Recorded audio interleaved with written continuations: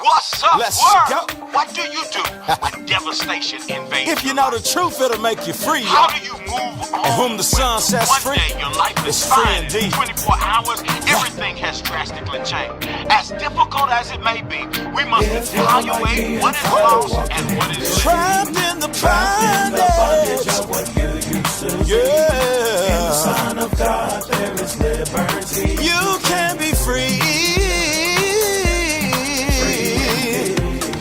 Free from the past and the pain. Free, you can smile again. Your boy don't just preach. He's sick with the pen. Give him a mic and he'll go in. So I'm about to give you some of this free time music. But in the words of Erykah Badu, I'm an artist and I'm sensitive about my stuff. Oh boy. It's another free rap, y'all. 2016. It's kind of funny what people would do for money. Same topic. More money, more problems. Here we go. Here we go. And go like this. Now, who's hot, who's not? This is our block. Jesus better move along. We keep the tipper on lock. Ain't no blasting the top of the come along. Triple D's goal. He got the crowd in a frenzy. A couple magic tricks, but the Messiah he can't be. We're gonna put his message to sleep. See him working miracles from 6 feet deep. And everybody got a price tag. Sell your savings, 30 pieces of silver in a bag. Just show us where to find the best. Take your change and we'll take care of the rest. Oh yes, don't stress. This is what's best. Money in your hands to me, that's black. Who cares you have to sell your soul? It's the kind of jingle, not the kind that's old. Yeah.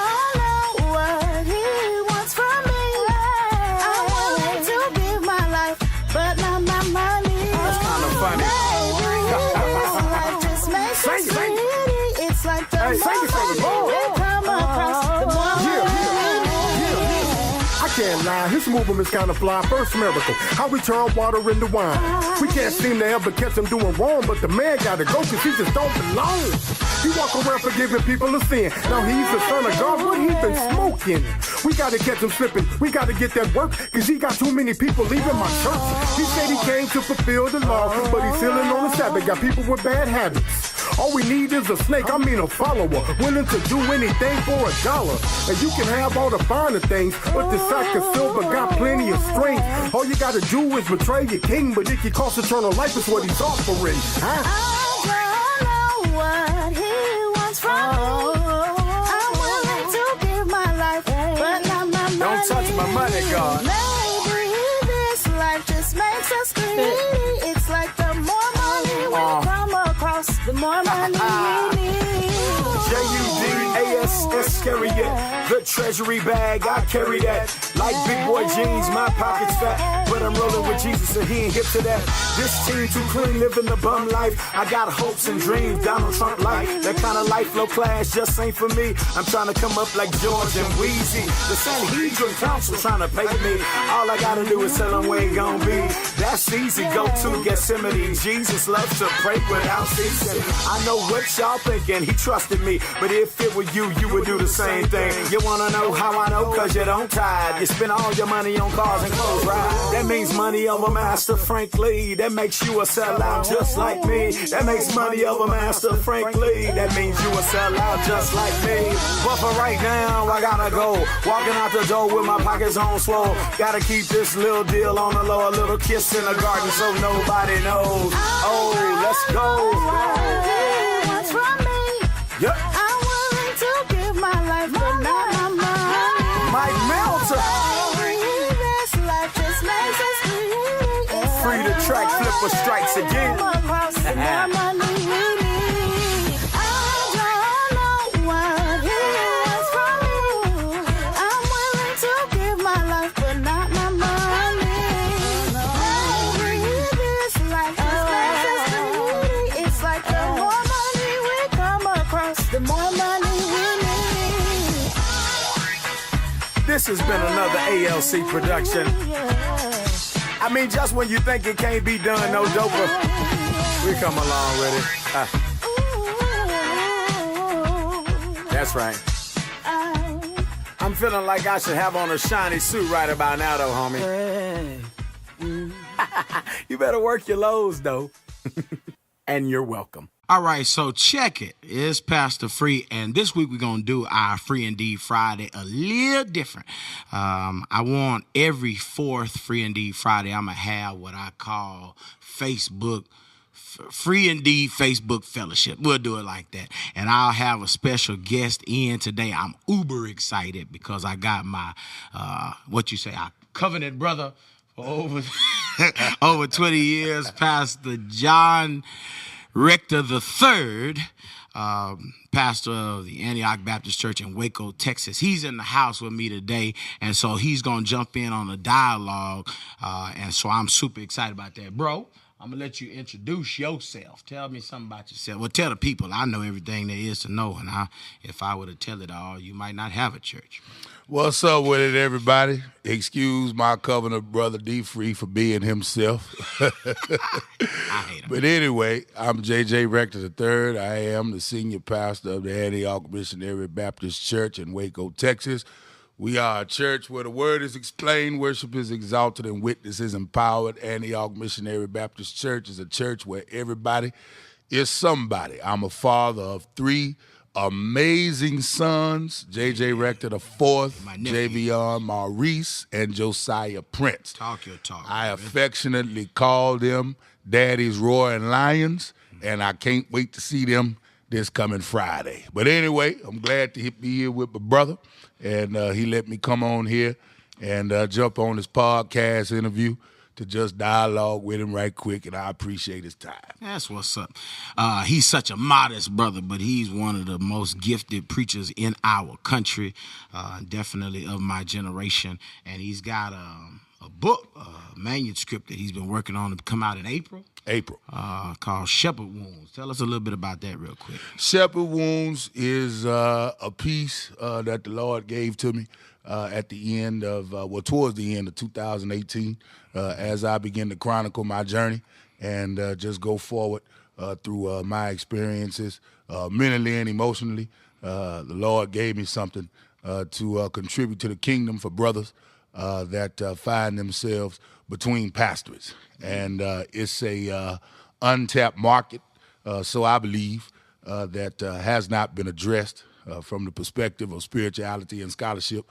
And so it's a 40-day devotional piece, and it mirrors the mental and emotional anguish that Jesus went through when he was tempted in the wilderness for 40 days and 40 nights, which was the event that propelled him towards his public ministry. And so that's what we try to do, and that's what we try to address. And I am excited about this project. And if you don't mind, Free, I just like to tell everybody, it is for pastors, but I'm encouraging when the book comes out for everybody to read it, lay people as well as ministers. Even if you're not a pastor, I'm encouraging everybody to read it so that people in this day and time will stop being so insensitive towards us preachers, man. You know what I mean? Godly. Yes, sir. And it's part of that, your journey that to me made you stand out as a person I want to have this conversation with today. I just want to say that God is amazing because of the mere fact that if John Rector can write a book and he can't read and write, then there's hope in the kingdom for us all. I mean, he got that R. Kelly.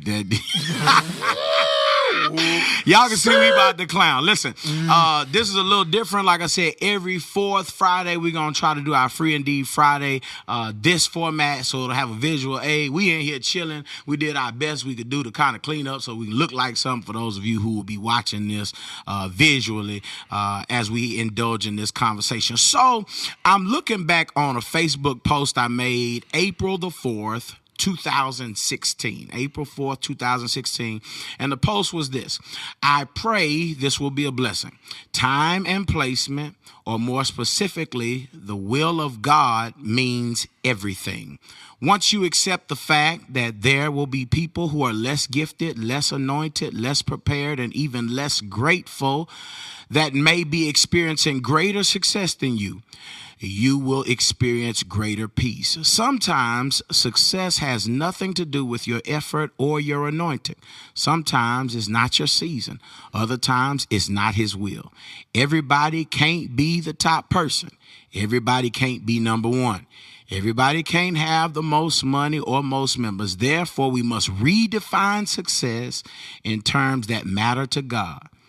I know this is not what you want to hear, but when we grab hold to this truth, peace and productivity are inevitable. Whew. Sometimes I be writing. Sometimes I got something to say. That's all we got to do. All right. So here it is. That's all I got to do with my That's life. all we got to do. Bump the children and the podcast and the records and all that stuff. All I got to do is make Facebook. Well, you know what I meant. Man, you a hater. That's all I know. So here it is. I really do want to jump in and have this conversation, though, and I want to call this discussion the price of success. The price of success. I genuinely believe that success has a high cost, that many people who want success are not necessarily willing to pay that cost to succeed. So I want to talk about that today.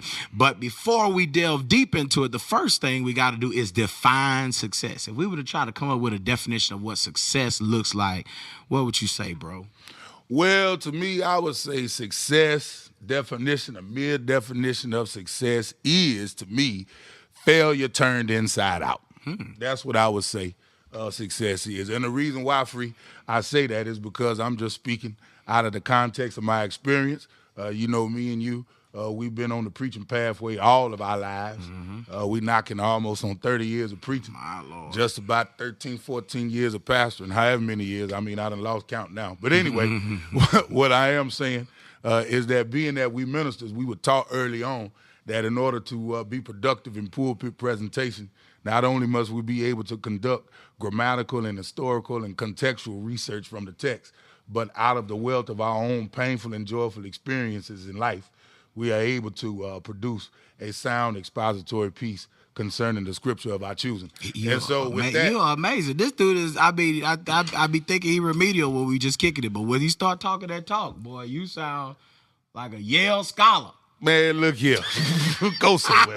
If people look at that line on your neck, they say, man, that boy can't talk, but then you got to get to talking and it be good. I like that. Failure turn inside out. So you mean to tell me that success don't mean how many members I have and how much money I'm making and the kind of car I drive? Is that what you trying to tell me? Because that's what I've been trying to get to. Well, the thing of it is that, you know, you a independent Rhodes Scholar. You graduated from Houston-Tillotson. You an alum of Houston University, go Rams. Yeah, and you finished from the Austin Presbyterian School. Theological Seminary. You are a doctor, an independent Rhodes Scholar, and all that good stuff yourself. And here's the thing.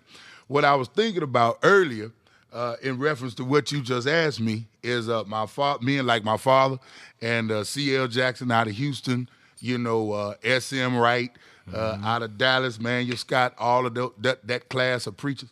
They didn't have the chance to really further their education like we had, you know. And the thing of it is that when you have a degree, of course, the degree is made out of sheepskin, you know. And the truth is one thing to have sheepskin on the wall, but it's a whole other thing to have sheep around the wall. Reverend. And so, you know, it's a whole lot of us, and I'm going to say us because I'm a part of this generation, they got more degrees than a thermometer. But can't lead 10 people across the street. Say so. So I believe that success is not predicated upon status, upon cash, cars, clothes, and cosmetics, and the likes thereof. But it's all about knowing yourself and allowing your failures to be turned into success, to me. Yeah, man.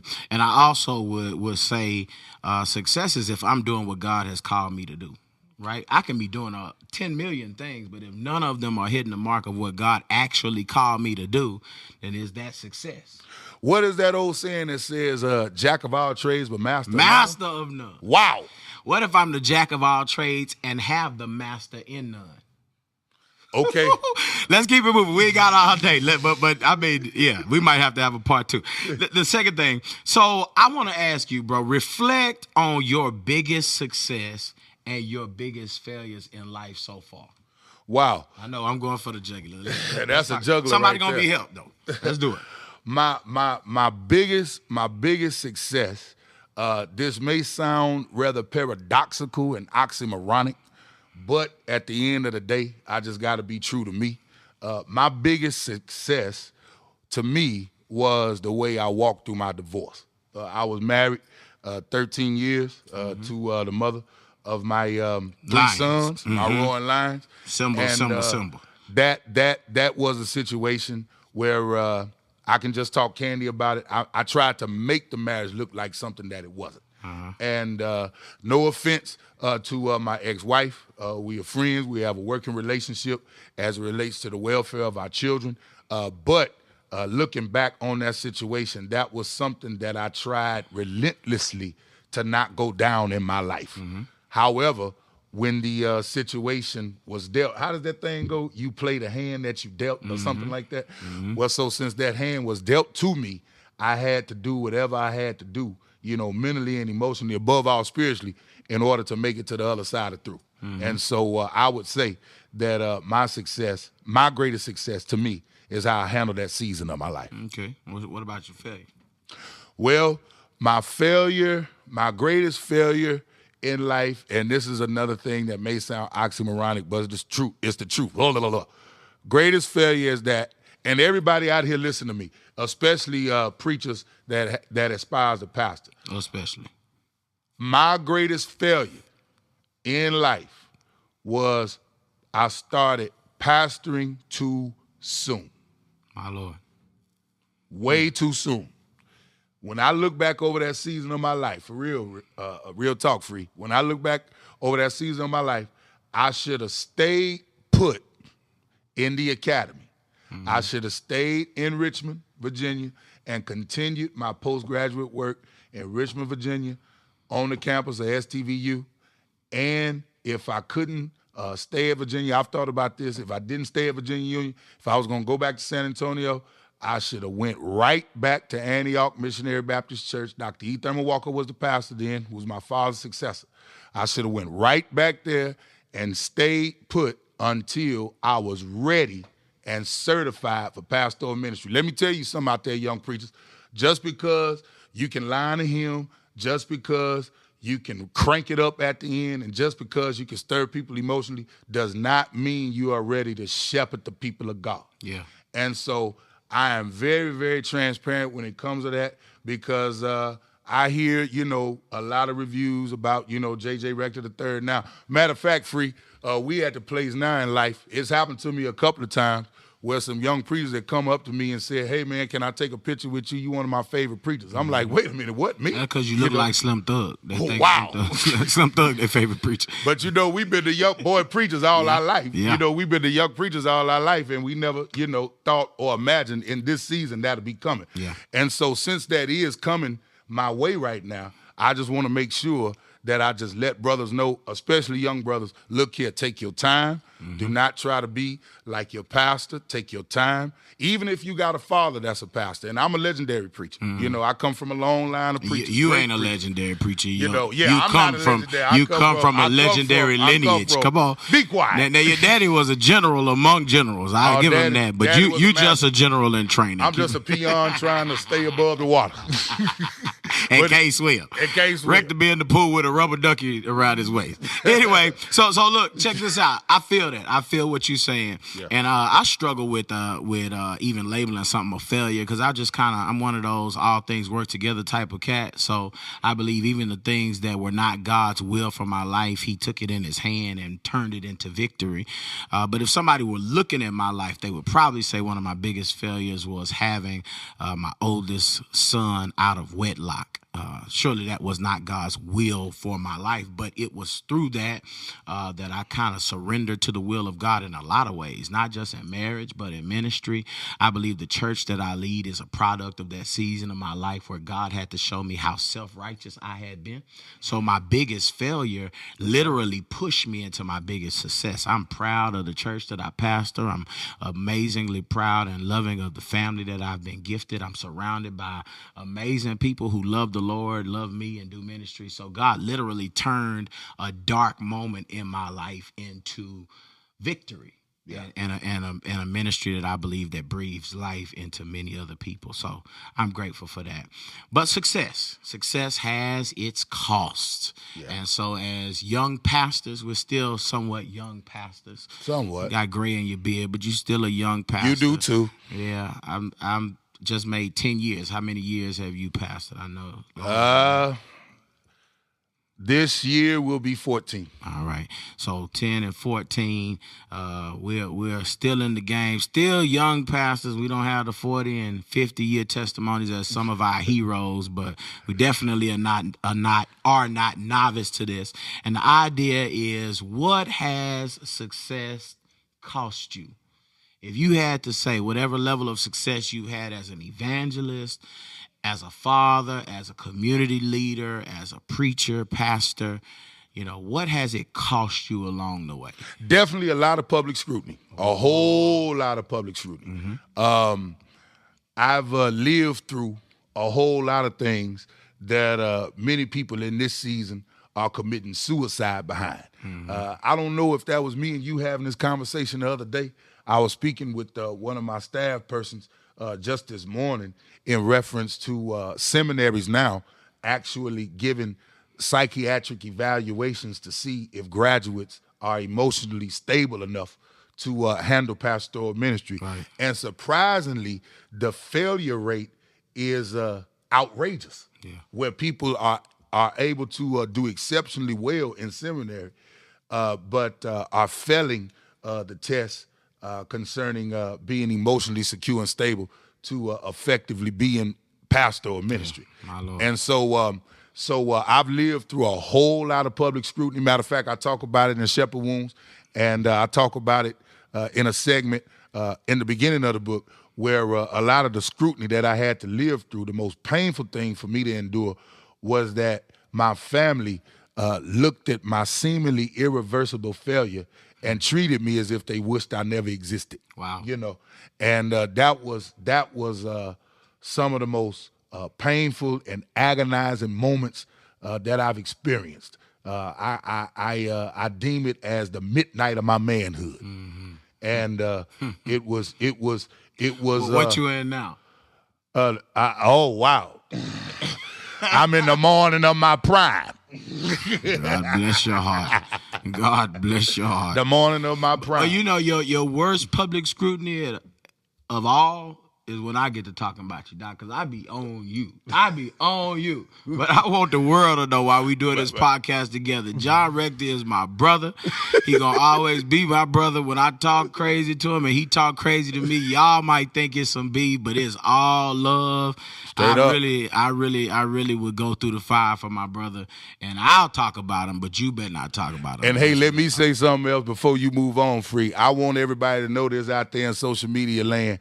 This man right here and his wife, my sister Kayla, and my nephews, me and my boys, we call them the Freedom Fighters. I want to just let everybody know out there in social media land that this boy right here, even though we've been brothers all of our life, at one time, we were the only two boy preachers in the state of Texas. So we've been at this a long time.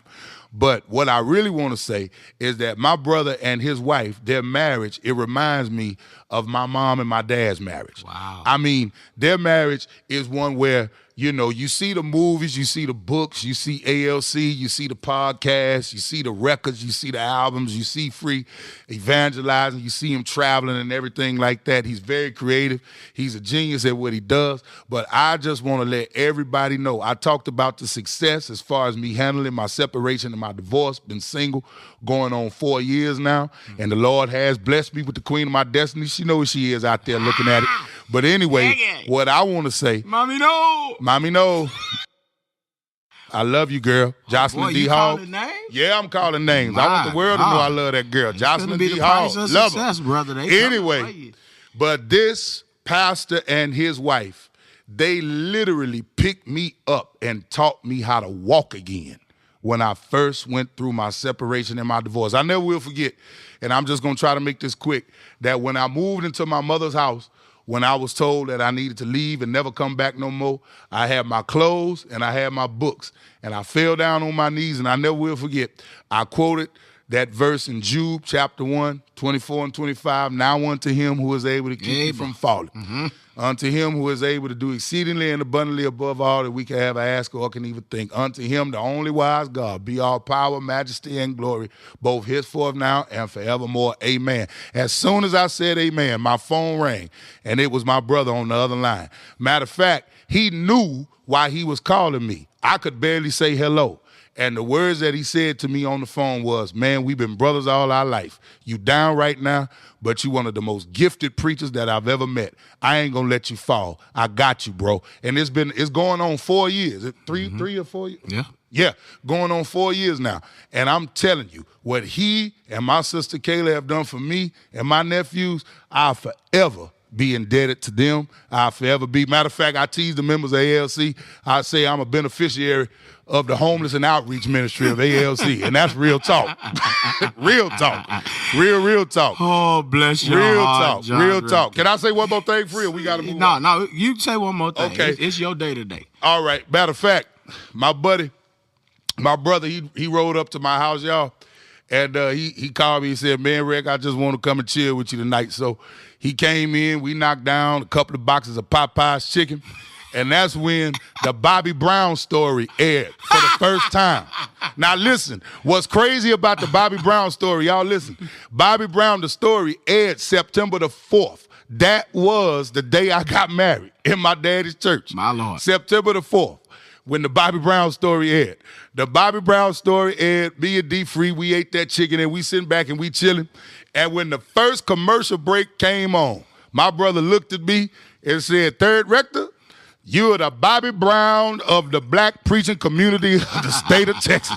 I said, well, Free, if I'm Bobby Brown, then you Heavy D. He's so whack. He's so whack. That was cute.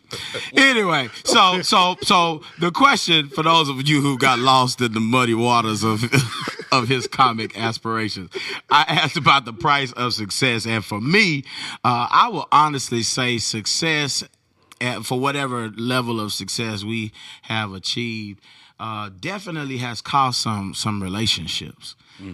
Because you start to discover that everybody who you think is for you is not necessarily for you.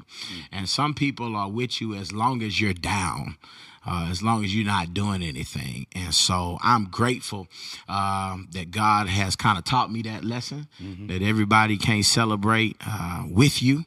And so that's one of the reasons why our brotherhood, I believe, is so strong. And not only us, but Dr. Chu and Dr. White and other friends we got around the country. And sometimes it's easier to be friends with people who ain't in the same city as you, to keep it 100, because we celebrating each other, right? I want you to take Waco. I want you to run Waco. And I know you want me to run Austin or run Pflugerville. And so, you know, that level of support is necessary, but sometimes you lose relationships in the process. Honestly, there have been some times when I feel like I lost myself in the process, trying to become what other people wanted me to become or could be comfortable with. I ended up at times losing a little bit of my edge in the process and pursuit. I know you're looking at me saying this boy got on a purple plaid jacket, talking about he lost some of his edge, but that's what haters do. Let's move on. I got one more question. Did y'all see that? I'm just saying, you know what I'm saying? I can read your mind. And I'm actually agreeing with my brother. I'm about to start crying over here, and he gonna call me a hater. Now, Rick, let's keep it 100. You cry over anything. That boy said we knocked down a couple boxes of chicken. We ain't never did that without the boys. We don't knock down a couple boxes, but we do love that Popeye. We love that Popeye. Matter of fact, they ought to give us some money for that shout out in the free Ndeed Fridayz. Need to be sponsored by Popeye. Let's see, can we make that happen? This and that. Yeah. So number 4, the fourth question I wanted to ask you: what are your biggest struggles in waiting on your season of success and fulfillment? What are some of your biggest struggles? Because you're not where you're going, right? God has more in store for you, great things for your ministry, for your family, for your life. But what can you say are some of the biggest struggles and frustrations of the waiting room? Great question, Free. So what? What was it? I said great question, Free. There you go. No, that's not what you said, but you said it that time. That's good. But for real though, I think it was Tolan Morgan that alluded. Preacher. Oh man. Great one of the rock solid best. Great preacher. He said something to the effect when he was in revival for me up north when I was pastoring in Michigan, that transition is the movement of your present. It's not where you were, neither is it where you're going, but it's that movement of leaving the place of where you were to where you headed. Okay. And my biggest struggle in reference to that is patience. Lord have mercy. Yeah. I mean, when I think about the struggles that I've endured pertaining to pastoral ministry on the administrative side of things, when I reflect over my mistakes in that vein, the bedrock of my problem was patience. And in developing a rapport with people when you are leading them, administration cannot be effective where there is no relationship. And relationship takes time to build, especially when you come in under the scrutiny that I've come in under as it relates to all my churches, especially the church I'm serving now. And I want to give a shout out to the Antioch Missionary Baptist Church, Waco, Texas, is by far the sweetest church. Sweetest church I've ever pastored. And I mean that from my whole heart. Now, nowhere is perfect. You're going to have trouble everywhere you go. But the sweetest church I ever pastored is Antioch. I mean, think about it. You come into a church where the jacket that is on you, you consider to be a roguish red renegade. You've just walked through separation and divorce. You got all kind of rumors associated with you. Now, 90% of them ain't true, but still, they sticking on you. That 10. They sticking on you. That's why I say, look here. In reference to that 10 free, I say, look here, social media. In the words of my uncle, Dr. Ralph Douglas West Sr., thank God for lies, because if the truth got out, Lord have mercy. Great preacher, too, Ralph Douglas West. Oh, shout out. We showing love on here. The heavyweight homiletician of the world, baby. It's Free Indeed Friday. Listen, I heard you say patience, and you kind of mentioned it earlier talking to young preachers. Yeah. I'll say this. I definitely can echo that. That waiting on God to do some of the things that he promised he was going to do. I'm not talking about stuff I'm wishing for. I'm talking about stuff he has shown me can be one of the most difficult things in the world, just waiting, that process of waiting. Now, I will say this, just me personally, one of the struggles that I can admit is when you look around, and I think that was the spirit of the Facebook post that on that particular day. When you look around and you see people who you feel like haven't prepared themselves and are like kind of overnight successes. And then as young preachers, we were taught to make the text talk. Right. To stay tethered to the text, to preach the Bible. And then you see we live in an age where, no shade at all, but people, swinging jackets and knocking folks out, breathing on folk. And they never mention the text. They never mention the word of God. Right. And there's a lot of, prophet lies and so on and so forth. And you're seeing that those people seem to be what the world is gravitating to. It can be so frustrating, so depressing to know that you're trying to do it the right way and you know what God said to you, but what you heard is not what you're seeing. What you heard is not what you have. What you saw is not what you see, if you will. And so I'll admit that, but I'll also admit that I have learned to trust God in the process, understanding that sometimes it takes longer to turn a big ship, if you will.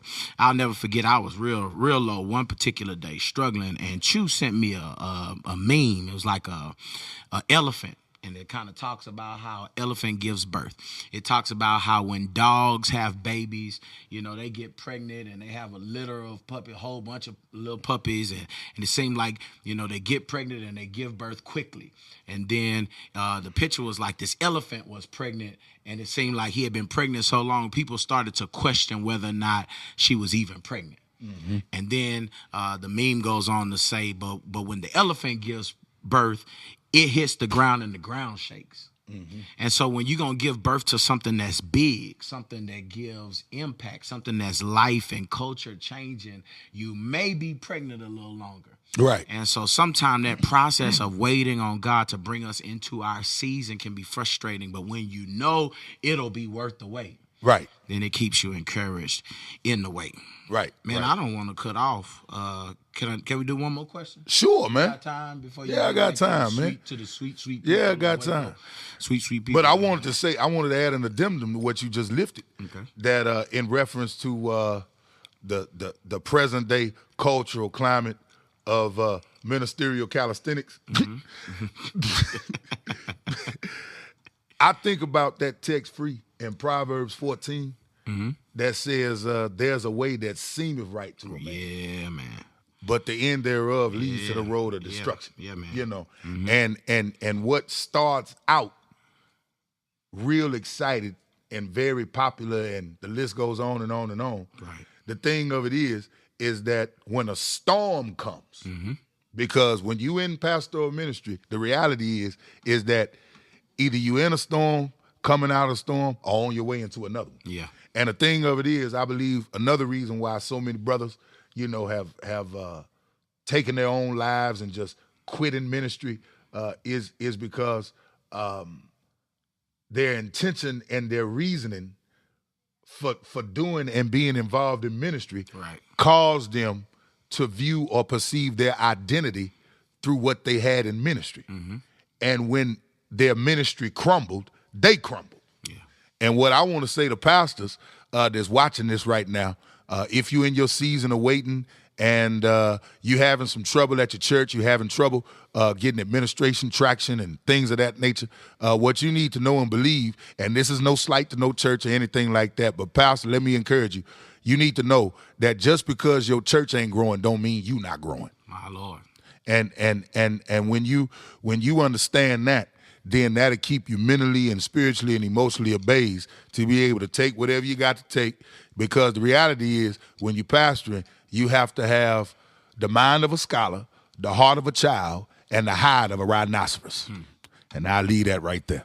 But you know what? Just because my church is not growing numerically, it also doesn't mean that the people are not growing. Exactly. And that the growth in those people are not setting the stage for growth financially, numerically, impactfully on the next level, right? So we can't never minimize just because we don't see people walking the aisles or filling the room, right? Because every now and then God will bless you to have a conversation with a person that kind of pours on you the impact that your ministry has made on their life. Right. All right, so this is the last question. I'm going to ask you this. It's already been stated. Most people would already know that your dad, Pop Rector, was literally a gospel giant. Yeah. But I want to ask this question. Who, living or dead, is a picture of success for you or a level you would aspire to? And who are your biggest influencers? So who, living or dead, is a picture of success for you or a level that you would aspire to? And who are your biggest influencers? Well, I got to mention three men. One of which, of course, you already took the words out of my mouth, my late, great, legendary father, Reverend Dr. J.J. Rector Sr. Took over the Antioch Missionary Baptist Church 1952 when he was just 19 years old. Wow. And that was the only church Daddy pastored. Wow. And he literally built the prestige of Antioch off of the streets and the people who were from the common places of life. My father had a way with people that would never be duplicated. And people come up to me and tell me, oh, you remind me so much of your daddy and this, that, and other. And I take it in stride. But internally, you know, and this is something that I've never come out and shared. And maybe I need to come out and just, you know, express to people how I actually feel. Internally, I hear you, but at the same time, I don't hear you. Because essentially, Daddy has something that'll never be duplicated. And even though I'm his son, I look a lot like him. Now, I do have a lot of his ways. You know, of course I do. I sound like him and things of that nature, look like him, and I'm his son. But truthfully, as a pastor and as a man, I'll never be a third of what my daddy was in the kingdom. And I honestly believe that, and I tell myself that each and every day. My second hero in the faith, everybody that knows me knows that my pastor, the incomparable, world-renowned, respected Reverend Dr. L.J. Gillespie Sr., pastor and founder of the Greater Love Missionary Baptist Church in San Antonio, 1534 Peck Street. Listen, let me tell you something. I was I posted this a couple of weeks ago, Free, I think it was during the Christmas and New Year's time, that this year I ran up on a tough spot, and I didn't social media it or anything like that. I just kept it between myself and my trusted people in my corner.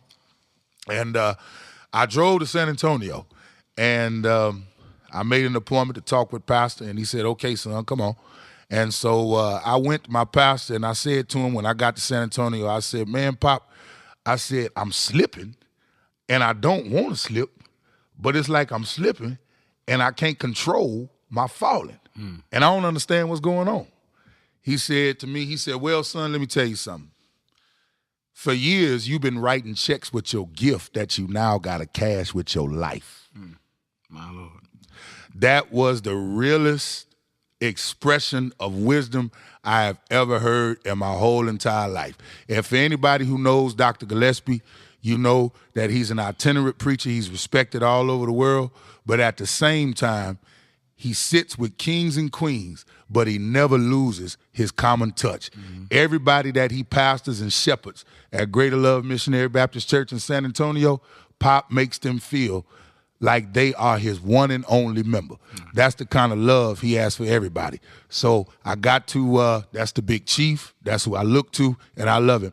My third mentor and man of example and wisdom in terms of ministry and being a husband and being a father, I have to go with Dr. Ralph Douglas West, Sr., pastor of the Church Without Walls in Houston, Texas. I never will forget when my father died, how my Uncle Ralph and his lovely wife, Aunt Sharita, literally took me in, and I spent summers upon summers with them. Uncle Ralph actually spent time with me, set me down, showed me what it was like to comb through a text, gave me multiple preaching opportunities at the Church Without Walls, and he didn't only take time out with me as a boy preacher, but he took time out with me as a young boy growing into being a young man whose father had passed away.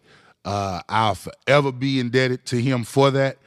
Since I've been pastoring, going on 3 years now at Antioch in Waco, Texas, the Lord has blessed me to rekindle that relationship with him and Aunt Ree, and I'll be forever grateful for them, as well as their two sons, Ralph II, as well as Raphael. That's what's up, man. I appreciate you sharing that for sure, and I won't list my heroes in the faith, if you will, because they're all in the book, God Wants Me. I give a shout out to all of those, so pick up the book. But I will say, as I look at what success in ministry looks like, there are some people that I wouldn't necessarily call them personal heroes, but I like what God has done in their lives, and I sense a call to those areas. Of course, Dr. West and his leadership among pastors, to me, is amazing, and I definitely aspire to have that type of voice that pastors, right? His IC3 conference has been life-shifting for me, attending in those various Me too. opportunities and hearings. So to be able to host something like that where leaders can come and be restored in a way that is not competitive and is not, fake, right? Just real people who are, doing it big in ministry, but can come down on the level of the young preacher and share stories, be vulnerable and transparent. So that, T.D. Jakes, his bandwidth in ministry, I definitely aspire to that. I will always be a preacher. I was called to preach at an early age. My passion is preaching, but I also believe there are a lot of ways for me to preach besides standing behind the pulpit. And so what he's been able to do in movies and music and writing and the whole nine, I want God to use every aspect of my life so that when I'm dead and gone, people be like, yeah, he deserved to be dead because he lived until he had no more life, right? So I'm trying to do that. And there's just some other guys, E. Dewey Smith, doing it in a major way. H.B. Charles, you can't knock the hustle of those guys. And so I'm just excited about seeing ministry after tenure and, how God has blessed others, because I just believe if we are faithful if we are committed, if we're willing to pay the price of success, and there is a price, that God will do some amazing things in our lives. And I promise you, brother, I'm going to be on the front row cheering you on every step of the way. I know I can trust you for the same, and I'm just, Speaking of which, being on the front row cheering each other on, I want to make this announcement abundantly clear as we get ready to sign off the air. Excuse me. But I want everybody to know, especially in our generation. He really don't like for me to do this much, but I honestly believe that you got to give credit to whom credit is due. My brother, Pastor Deshard Freeman, is by far the leading church planter of this 21st century culture. I am telling you. I am telling you. He is the leader of the church planters of not just the state of Texas, but the country. I honestly believe in the next 5 years, God is going to give him a platform that is going to revolutionize the thought of church planting for those who feel called to that genre of ministry. I respect him wholeheartedly. This book, I ain't never said this to you publicly, bro, but this book that the Lord just blessed me to produce and write, and it will be coming out in April. I was inspired to do it by him. When I was able to hang around him and be around him and his family and to see how he's moving in ministry, what it did was it basically like tore away the cobwebs inside of my creativity. And it gave me the inspiration and the insight and the foresight that one must have who desires to not just be successful, but to be strong in service. And so that's what I appreciate this man for. He's also helping me with an independent album. A whole lot of you all been saying, Third, you need to record some more. I just did that single with my big brother, Mark B. Spencer. Shout out to Mark B., my producer, my first producer in San Antonio, my pastor's minister of music, Down on Bended Knee. That single, it dropped, I think, around 2007, shortly after my oldest son was born. It did wonderful in San Antonio, and I haven't recorded anything since then. So my brother here is helping me with my first independent solo album called Confessions of the Heart. And I don't have a timeline of when that'll be over with, but prayerfully at the end of 2019 going into 2020, it'll be finished because I'm also in the process of finishing a manuscript called From a Mess into a Masterpiece, when I tell my whole biographical story. So I give big shout out, kudos, whatever you want to say, to my brother, Pastor Free. He has been more than a friend. He's been a brother to me in this season. And I just want to say, Doc, I know that we peers, I know that we bros, I know we study together, we travel together. But Doc, I look up to you, man. And I'm not too big to say that. I look up to you, especially, considering what I combed through when we first started out this conversation. What you and your wife did for me, bro, man, y'all will never know. Y'all will never know. And that's real talk. Y'all will never, ever know. And look here, man, don't y'all be too big to tell somebody thank you that done helped you for real. You know what I mean? After you get up on your feet, start moving around, doing your thing, don't downplay. Don't never do that. Don't downplay the people that were there for you, that jumped in the hole with you and helped you get out. Never, ever downplay them. Don't do that. That ain't cool. So I appreciate all that. The way you were talking, I felt like you was gonna be expecting a check. Like, this is a free conversation we just had. You ain't getting no check. But then the way you closed it don't be too big to say thank you. I just kind of feel like maybe you should reach in your pocket and give me $100 right now. You ain't go. Child support. See, eat steak. I'm eating below. Wow. Listen, I know that the day has been a little longer than normal, and that's how it's going to be whenever I have a guest in the studio. But I want to thank God for my brother, J.J. Rector III, proud pastor of the sweet, sweet people of the Antioch Baptist Church in Waco, Texas. Yes. This is my friend, my buddy, my brother. I love him with my life. And I pray that something in our conversation has been beneficial and helpful to you as you consider the price of success, what God has called you to, and what it may cost you to get there. In Jesus' name. It's your boy, Pastor Free, and I love you, and there's nothing you can do about it. I holla. Peace. On Free Ndeed Fridays, I try to expose you to some dope music that maybe you've never heard before. In the words of Eric Bellinger, this gonna be your favorite song. Put your hands together, open up your mouth, and receive the life praise team of the Abundant Life Community Baptist Church.